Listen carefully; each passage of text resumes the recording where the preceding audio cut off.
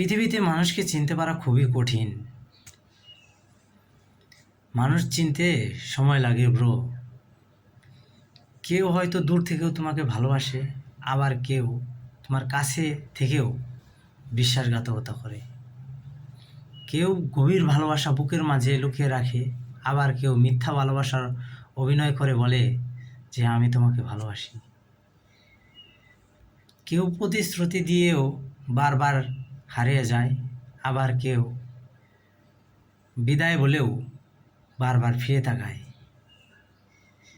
কেউ আলোর পথ দেখায়, আবার কেউ অন্ধকারের মাঝে ঠেলে দিয়ে বলে ভালো থেকো প্রিয়, ভালো থেকো।